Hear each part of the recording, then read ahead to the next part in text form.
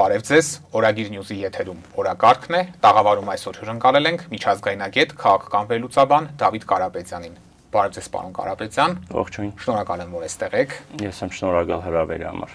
Պարոն Կարապետյան, հայտնի է, որ Նիկոլ Փաշինյանը մայիսի 9-ին Մոսկվայում մասնակցելու է հաղթանակի զորահանդեսին։ Մամուլն այս կապակցությամբ գրում է, որ Փաշինյանը փորձելու է Պուտինից վերընտրվելու երաշխիքներ ստանա, եւ եթե դա նրան հաջողվի, ապա ամռանը արտահերթ ընտրություններ են տեղի ունենալու։ Որքանով եք կիսում այս տեսակետը եւ արդյոք Փաշինյանը հենց այս նպատակով է մեկնում Մոսկվա։ Ես չէի պայմանավորի հենց այդ հանգամանքով, իհարկե կենսունակ է նաև այդ տարբերակը, չի բացառվում։ Մենք գիտենք, որ գործող իշխանությունների դեմս վարչապետ Փաշինյանի երկակի ստանդարտներով է շատ դեպքերում շարժվում եւ ընդհանրապես տարբեր աշխարհակահաղական կենտրոնների հետ իր ուրույն մոտեցումներն ունի եւ շահերը եւ գիտի որտեղից ինչ կարելի է քաղել կամ ում համար ինչ սպասարկել, ամեն դեպքում եթե խոսքը վերաբերում է կոնկրետ մայիսի 9-ին, մենք գիտենք դա ինչի հետ է կապված, հաղթանակի տոնի հետ է կապված, նրա այնտեղ գտնվելը զուտ կրում է արողակարգային բնույթ եւ որպես այդպիսին անկախ մեր բոլոր վերապահումներից այդ անձի հանդեպ մենք հասկանում ենք, որ պետություն պետք է ներկայացնել այնտեղ, որովհետեւ մենք մեծ ամագ ունենք, այսպես ասած, հայրենական մեծ պատերազմի եւ այդտեղ ներկայացված պետք է լինենք բնականաբար։ Ուրիշ բան թե ինչ ֆորմատով ենք ներկայանում, որովհետեւ նախկին պարադների ժամանակ մենք բավականին հավուր պատշաճ ենք ներկայացել։ Հուսամ այդ մասով եւս այս տարի մեր մասնակցությունը գրագետ տեղին ներկայացված կլինի։ Ամեն դեպքում բնականաբար դա առիթ է նաև, որպեսզի Վլադիմիր Պուտինի հետ որոշակի ներքաղաքական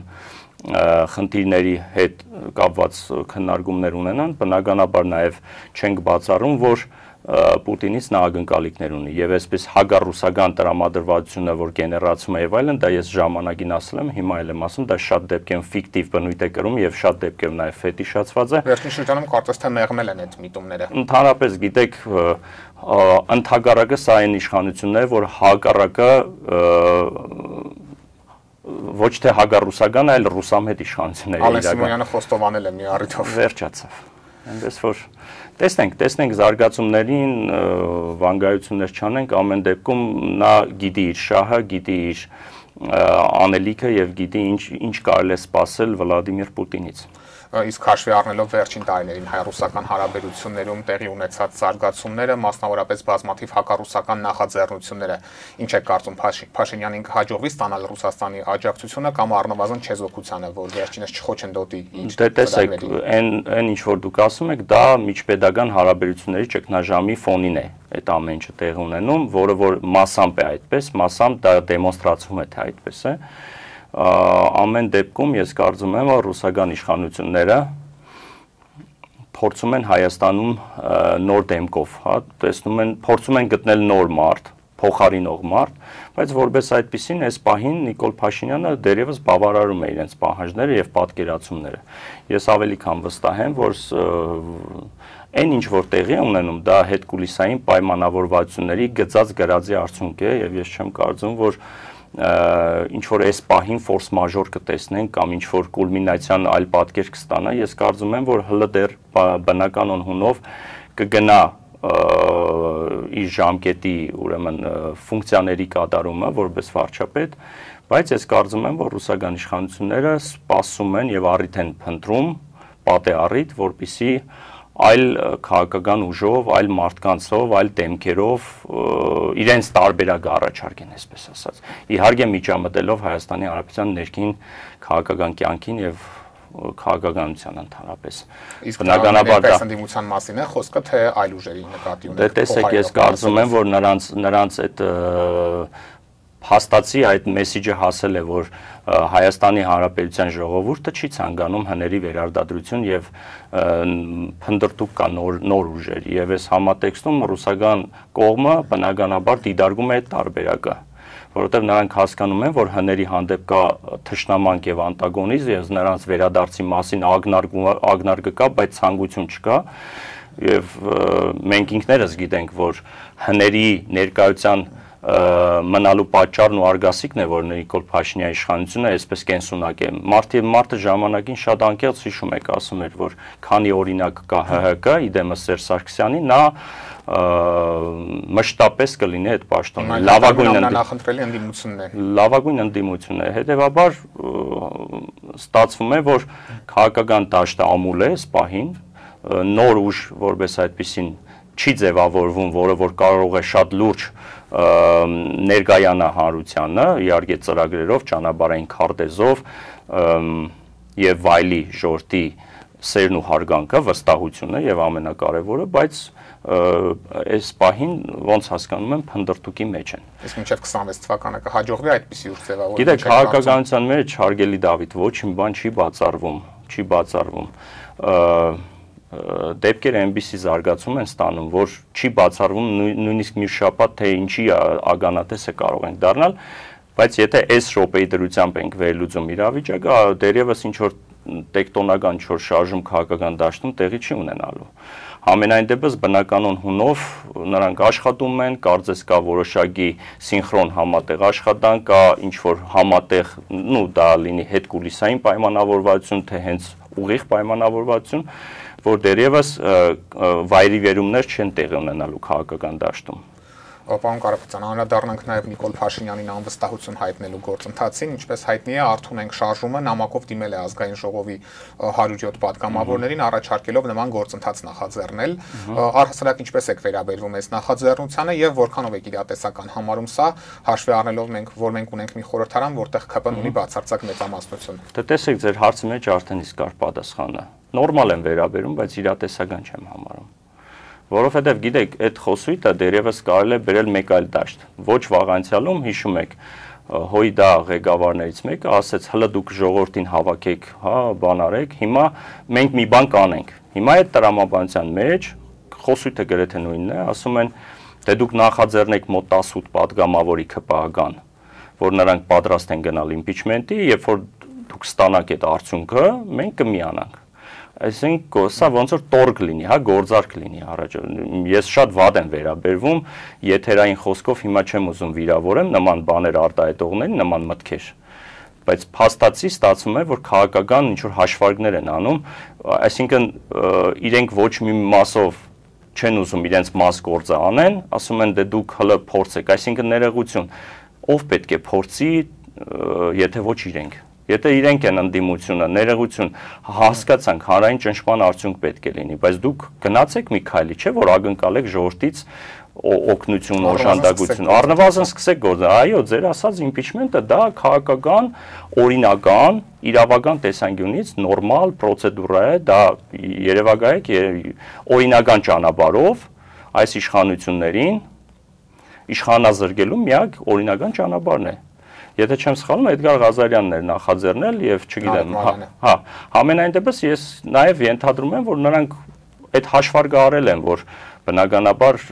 մեկը ճղելու է թուղթը, մեկը չի արձագանքելու իրենց համար, հասկանալի է։ Կենսական խնդիր է դա իրենց համար, իշխանությունների համար, որպես այդպեսին թողնել աթոռը։ Ընդ որում ընդդիմության համար նաեւ այդպես է։ Այո։ Մենք հիշում ենք, չէ՞, այն խոսույթը, որի տակ թաքնված էր, բացահայտ թաքնված էր, այն որ բավոր աթոռները թողենք, այսինքն իրենց մոտ ավելի շատ պաշտոնի մանդատի ցավն է։ Ես էլ ասել էի կներեք արտահայտության, չեք դնում մանդատները վար, դե կերեք այդ մանդատները։ Բազմիցս խոսել ենք այս մասին։ Օրինակ ընդդիմադիր Հայաստան խմբակցությունը թեպետ հայտարարում է, որ պատրաստ են աջակցել գործընթացին, սակայն նաև կասկած են հայտնում, որ նախաձեռնության իրական նպատակը հենց իրենց թիրախավորելն է, անձամբ այստեղ Հայաստան խմբակցությունը թիրախավորելու միտում տեսնում եք եւ ինչ նպատակ։ Ներողություն, եթե այդ կանն ասում են, թող իրենք էլ ճակերտները բացեն, այդ որ միտումն է։ Ես որպես փորձագետ կարող եմ ասել մի քանի այդպեսի դրվագներ, որպես այդպեսին, որը կարող է տեղավորվի այդ խոսույթի մեջ։ Բայց կներեք, եթե ընդդիմությունը նման բան է ակնարկում, եկեք ավելի պարզ խոսենք։ Այդ որն է։ Օրինակ ես այդ մարդկանց ճանաչելով այդ գործառույթը, որոնք որ սկսել են, ես չեմ տեսնում, որ այդտեղ կա թիրախավորում կոնկրետ Մայր Հայաստանին կամ մեկ այլ քաղաքական ուժին, ես չեմ տեսնում։ Օրինակ Նարեկ Մալյանը ասում են սկզբից հայտարարեց, որ իմպիչմենտին Նիկոլ Փաշինյանն ա դեմ եւ Ռոբերտ Առավել եւս, մանավանդ որ տեսեք, ես նկատել եմ նաեւ, ընդ որում այդ որ իրենք այդ խոսքը ասում են, հեգնանքով են ասում։ Ներողություն, դուք դա չեք անում։ Դուք նման քայլ չեք ձեռնարկում, հələ մի հատ էլ բանով չի, ասում ինչի մենք չգիտենք, դա դուք պետք է անեք։ Բայց եթե դուք գիտեք դա, ինչու գոնե դեմոնստրացման մի հատ process գեներացնեք, ինչ որ մի հատ ցուցադրական բան անեք, որ այո, մենք պատրաստ, դուք ընդհանրապես նման բան չեք արել։ Դուք հլա արեք, տեսնենք ինչ կստացվի։ Այսինքն process-ը այնուամենայնիվ կանխատեսելի է։ Ինչ ընթացքով։ Հարգելի Դավիթ, impeachment-ի process-ը երբ որ գեներացվում է, կամ մանդատը վար են դնում։ Եթե բոլոր ընդդիմադիր ուժերը, անխտիր բոլորը վայր են դնում, ի՞նչ է տեղ ունենում։ Կոլապս չէ։ Ենթադրել է, որ ճգնաժամ ստեղծի։ Ահա։ Չնայած սահմանադրությունը չի կարգավորում։ Հասկանալի է, բայց հա, բանդիմությունը ինչի համար է։ Ոչ ստանդարտ իրավիճակ է ստեղծել։ Դրա համար եմ, չէ, ես տեղ ունեմ, ասեմ, որ ժամանակին ձեր տաղավարում ասել եմ, սինխրոն աշխատում են։ Մեկը մեկոս համագոյակցության, համատեղ այսպես ապրելու կանոններ են սահմանել, իհարկե իրար թշնամանք, անտագոնիզմ, իրար վիրավորանք, բայց կամերաները անջատվում են, մի հատ տեսեք ինչ է կատարում ազգային ժողովի շենքում։ Մեկ, երկրորդը տեսնում ես, որ այդ մարտիկ համակեցության կանոններ են սահմանել, լավ ան, մի երկու ժամ իրար վրա կարող են գորգռալ, քրֆել, հայոյել, անվանարգել, վանկարգել, հետո մի ժամ հետո գալիս են ընդհանուր հայտար։ Իրականում դրա համար ժողովուրդը չի վստահում ոչ մեկին։ Իրական ընդդիմություն չի սա, հարգելի Դավիթ։ Սա իրական ընդդիմություն չի։ Կարող ենք եզրակացնել, որ ընդդիմությունը իշխանափոխության օրակարգ չունի եւ պայքարը հենց ընդդիմության տեղի համար է։ Նախ այդ եւ երկրորդը իրենք էլ են հասկանում, որ արդեն ինչ չեն վայելում ժողովրդի վստահությունը։ Ժողովուրդը ռեալ իրենց չի տալու այլևս ձայն։ Նրանք հենց այդ մտավախությունն ունեն, դրա համար մանդատները վայր չեն դնում։ Պարոն Կարապետյան, օրերս երրորդ նախագահ Սերժ Սարգսյանը ուսանողների հետ հանդիպման ժամանակ նշել էր, որ 2018 թվականին ռադիոտունը գրավելու ժամանակ Նիկոլ Փաշինյանի դեմ ուժ չկիրառվեց եւ վերջինս չձերբակալվեց, քանի որ նման շարժումների փորձը ցույց է տալիս, որ նման գործողությունները հակառակ ազդեցություն են ունենում։ Եվ նաեւ Սասնա-Ծռելի միջադեպի օրինակներ բերել, որ երբ էլի ուժ չկիրառվեց, ապա հաջորդիվ մարվեց այդ շարժումը։ Որքանով է այս փաստարկը ձեզ համար համոզիչ ու ձեր գնահատմամբ պետք է ձերբակալվեր Նիկոլ Փաշինյանը։ Բայց նաեւ ասում են, որ Սասնա-Ծռերը արժանի պատիժն են կրում, չէ՞, այդտեղ մի քիչ հագասություն կա։ Ընդհանրապես գիտեք, նման մամուլի ասուլիսներ ընդ որում նախագահ Քոչարյանն էլ անցկացրեց, հա, օրերի տարբերությամբ, այստեղ շատ հետաքրքիր ժամանակագրություն է, մեկը անում է, մյուսից հետո մյուսն է անում ու այսպես բոլորը ինքնարտարացման, բոլորը այսպես սեփական դեմքը փրկելու, իրենց մաքուր ցույց տալու բան կա, գիտեք, այդ դա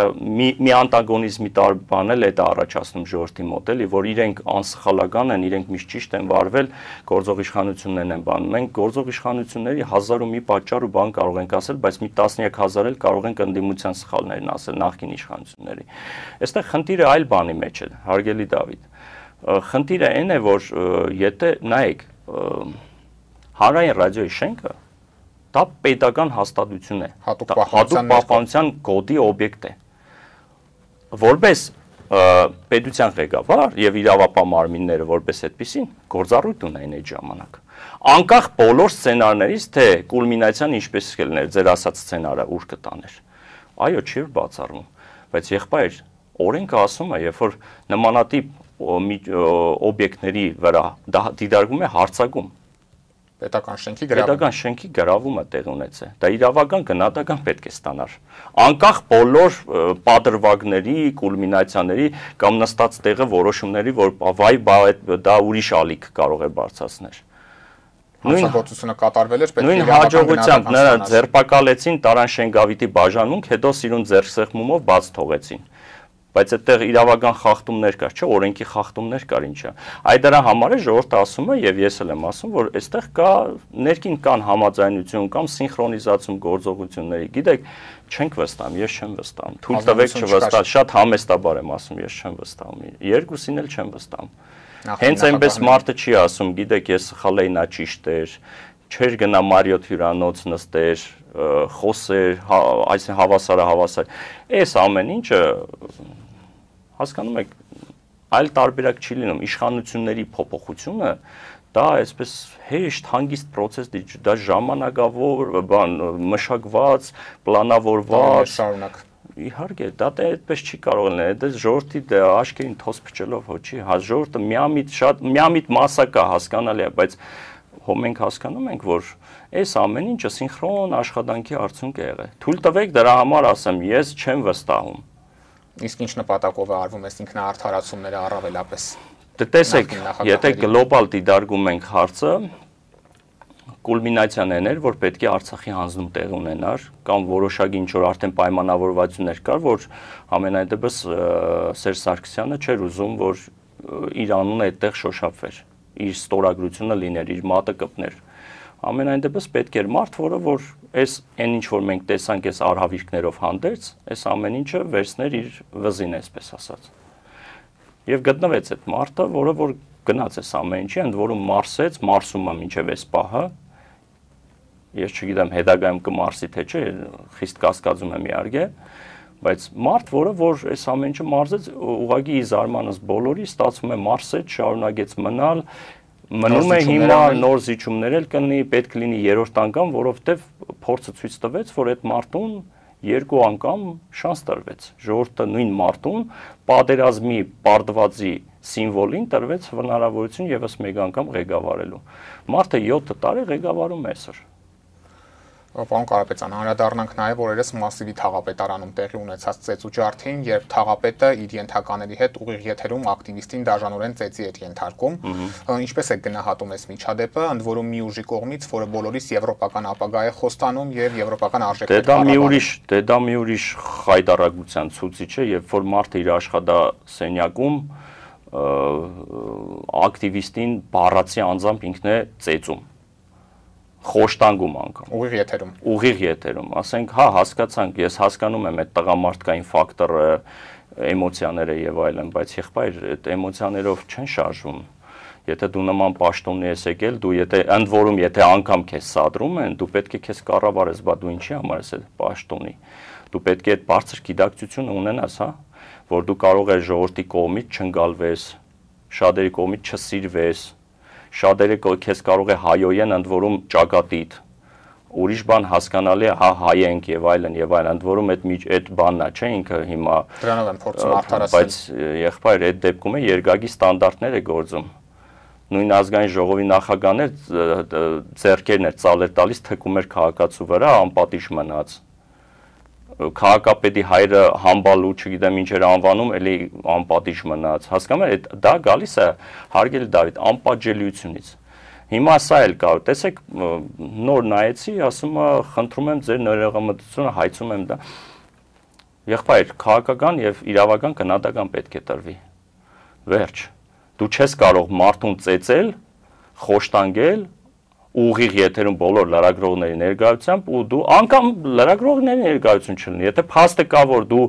արդեն հասել ես ձեռքերի շարժմանը, ուրեմն դու պետք է կրես հարժանի պատիժ։ Ու ընդ որում դու պետք է դիմումդ կրես հեռանաս։ Դու գոնե բարոյական այդ պահը պետք է գիտակցես եւ դու ինքդ սեփական կամքով դիմումդ գրես, ոնց որ Վիլեն Գաբրիելյանի դեմքն է, մի աշկի լույս չիրեն, բայց մարդը գոնե մի քիչ հա հասկացա, որ անհամատեղելի է այլևս։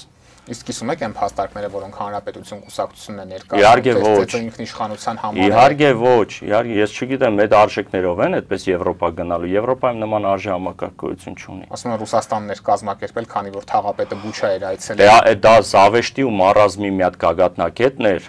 ամեն ինչում, չգիտեմ, մեղավոր է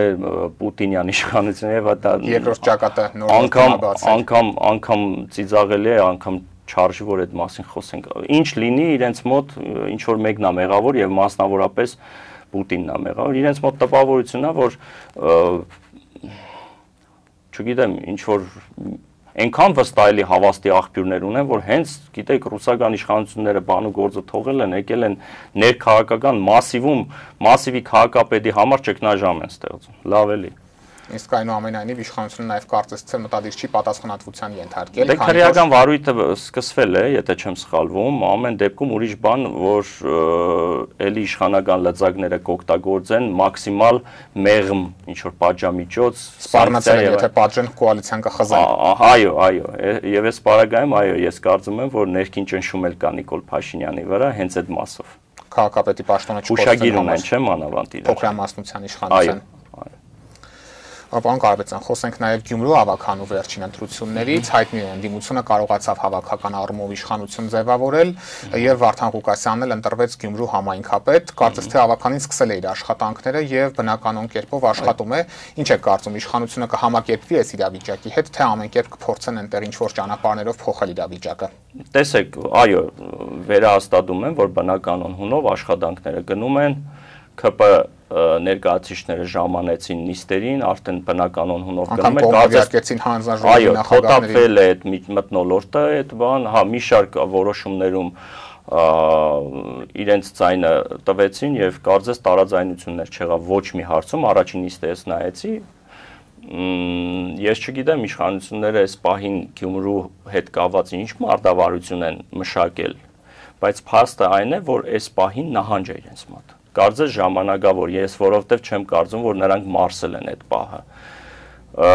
Գործող քաղաքապետի հանդեպ նրանք փորձում են տարբեր ալիբիներ, տարբեր գործիքակազմեր կիրառեն, հասկանալի իրավական, որը որ մեղմ ասած վատ դրության մեջ գտնի գործող քաղաքապետին, բայց նաև նրանք գիտակցում են, որ եթե նույնիսկ նման իրավական որոշակի բռնաճնշումներ կամ գործեր կարեն կամ չկարեն, եթե նույնիսկ կա այդ գործերը, ապա այստեղ առաջինը գալիս է ժողովրդի հետևյալ հարցը, եղբայր, բա 7 տարի ինչ էիք դուք անում, եթե ասում եք, որ նման վարկագծով քաղաքապետը ազատ քայլում էր քաղաքում, նման իրավախախտություններով, նման իրավունքի տարբեր,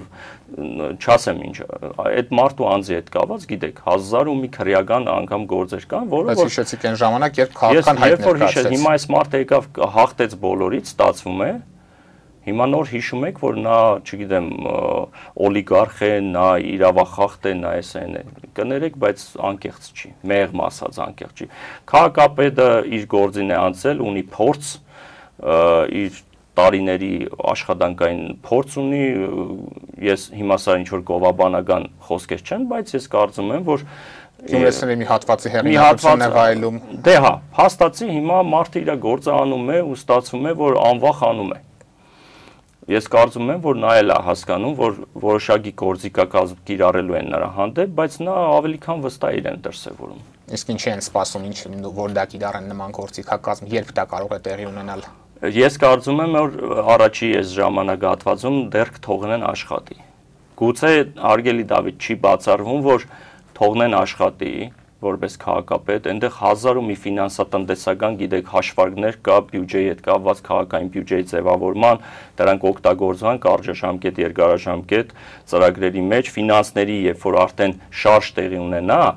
հասկանում եք, չէ՞, ուր եմ տանում։ Ինչ որ մի էտապում, ինչ որ մի հատ, այսպես ասած, ժողովրդական լեզվով չեփ են գտնելը արդեն խնդրեմ չի։ Գործ կարելը խնդրեմ չի։ Գուցե այդ տրամաբանությամբ են շարժում, դրա համար ասեցի, ես այս պահին այլ մարտավարություն չեմ տեսնում, որովհետև կարծես համբերատար վիճակ է, այսպես թոթափված վիճակ է, ճգնաժամային իրավիճակ չկա Գյումրիում։ Իսկ գուցե սպասում են խորհրդարանական ընտրությունները ավարտվի իրենց։ Գուցեև դա, դա էլ տարբերակ է, դա էլ է կենսունակ տարբերակ։ Եւ երկրորդը նրանք նաեւ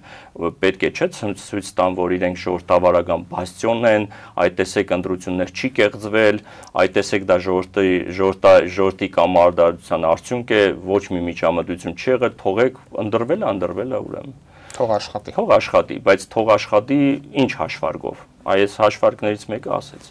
Թիմ ընտրություններից հետո նաև հաճախ է հնչում են տեսակետը, որ ընտրությունների միջոցով Նիկոլ Փաշինյանին հեռացնել հնարավոր է իշխանությունից, Գյումրին ու Փարաքարը դա ցույց տվեցին։ Դուք կիսում եք այս տեսակետը, թե սխալ է դիմությունը համապետական մակարդակով պրոյեկտել։ Ասեմ ձեզ,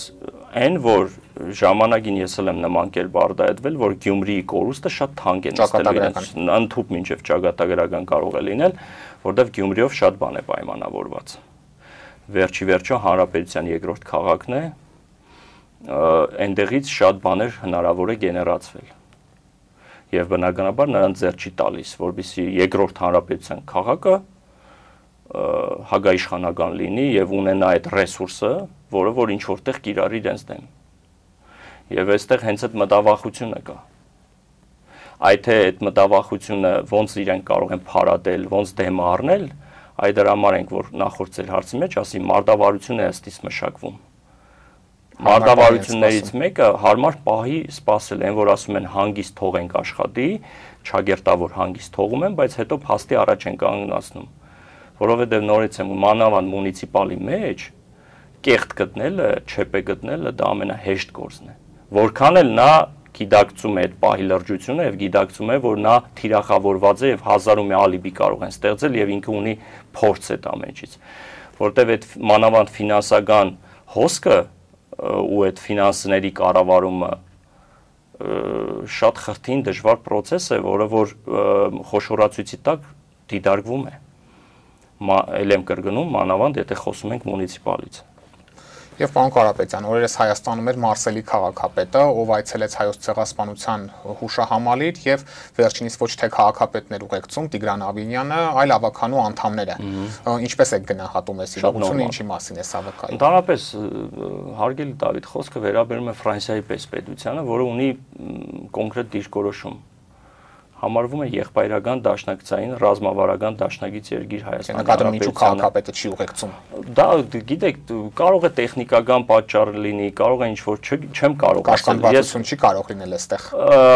Ես չեմ կարծում, որ դա այն կալիբրի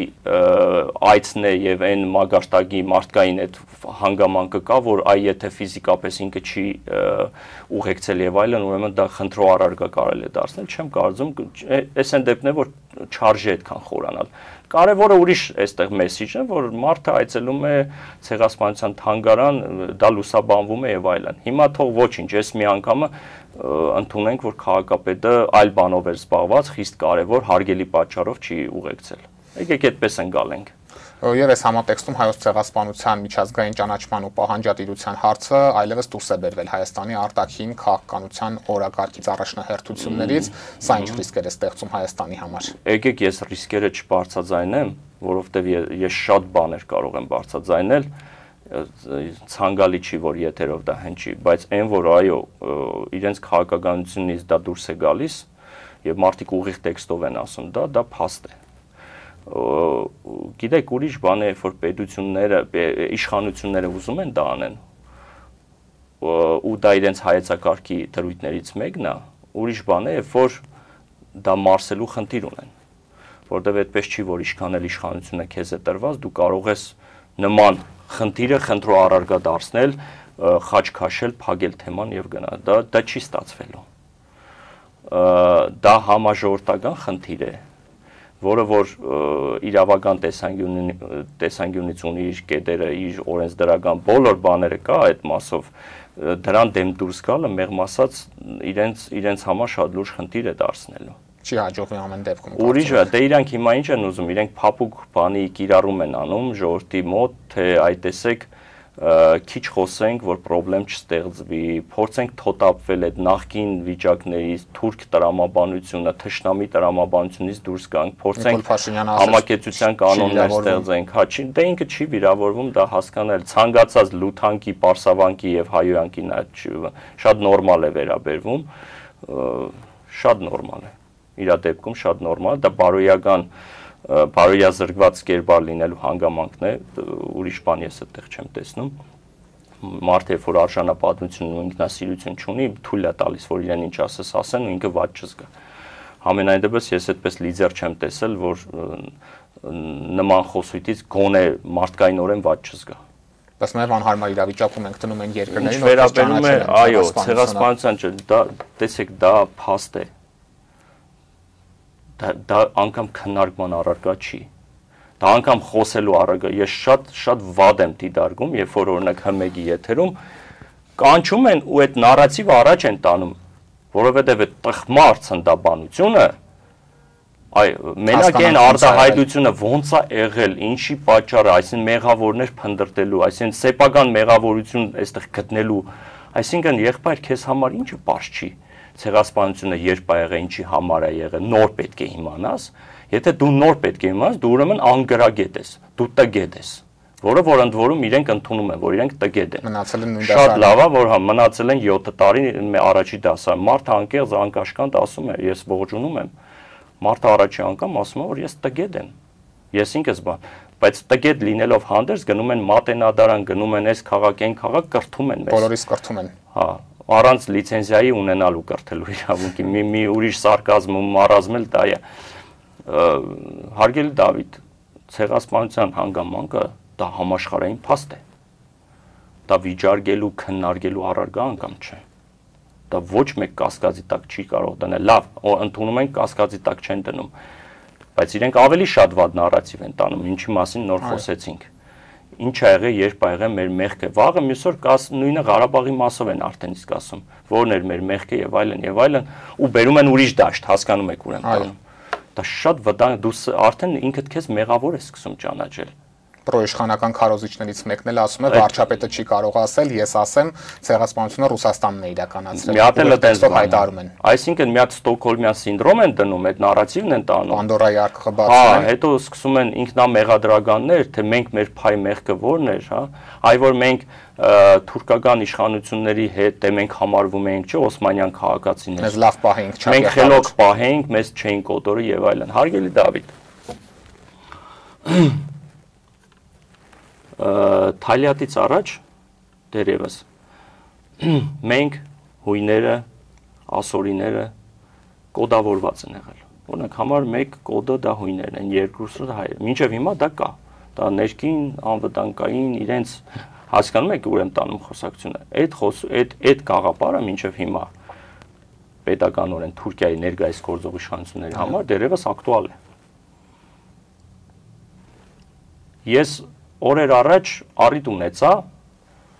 ներկա գտնվելով ԵՊՀ-ում հայտնի թուրք պատմաբան Թաներ Ակչամի հետ հանդիպմանը, ես անկեղծ ասած 3 թե 4 հարց տվեցի եւ ստացա 0 պատասխան։ Բավականին խորիմաստ հարցեր տվեցի եւ չստացա գետ 1 պատասխան, պատճառը եղավ, որ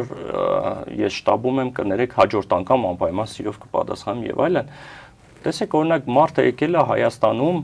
կարծես առաջի տպավորությունը, չէ՞, ցույց է տալիս, որ ընդունում է ցեղասպանությունը, հայոց ցեղասպանության մասին գրքեր է հրատարակում, բարի ու կրթված թուրքի։ Շատ լավ, դրական մարդը USLM դաս է տալիս միացյալն, բայց Թուրքիա մուտք չունի, Հայաստան մուտք ունի եւ այլն, այս ամեն ինչը հասկանում ենք։ Հասկանում ենք նաեւ, որ նրա գալը Հայաստան ինչ նարատիվներ ունի եւ այլն։ Ես ինքս ողջունել եմ, ասել եմ, որ ողջունում եմ։ Բայց հարցեր եմ տվել, որոնց պատասխանը չեմ ստացել։ Բայց մենակ այն, որ թուրք պատմաբանը, լինելով թուրք, իր ազգային ինքնության հետ խնդիր ունենալ չունենալով հանդերձ գրում է գիրք, լուսաբանում է, փաստեր է տալիս, ստացվում է այդ մարդը գալիս է, ընդ որում համաշխարհային հանրաճանաչելիության աստիճան մարդը, քո սեփական իշխանությունները վերել են քննարկման առարկա են սարքել, ինչի է տեղի ունեցել, ոնց է տեղի ունեցել։ Եղբայր, եթե դու լինելով իշխանության ղեկավար նման հարցադրում ես դնում ու ինքդ փորձում ես պրբտել գտնել դրա պատասխանը, ուրեմն դու չգիտեմ ինչ ես։ Սոհերին էլ նույնականացնես։ Սոհերին նույնականացնել, ասում եմ, մի հատ գույքագրենք խնդիրները, խնդիրները, կորուստները, մարդկային կորուստները գույքա։ Ասենք մենակ այդ արխիվները հերիք է։ Հասկանում եք ուր եմ տանում խոսակցությունը։ Սա ողբերգություն է իրականում, սա տոտալ ողբերգություն է։ Սա խայտարագություն է։ Շնորհակալ եմ, պարոն Կարապետյան։ Ես եմ շնորհակալ։ Օրակարգն այսօր այսպիսին էր, այն ամփոփեցինք միջազգայնագետ, քաղաքական վերլուծաբան Դավիթ Կարապետյանի հետ։ Կհանդիպենք։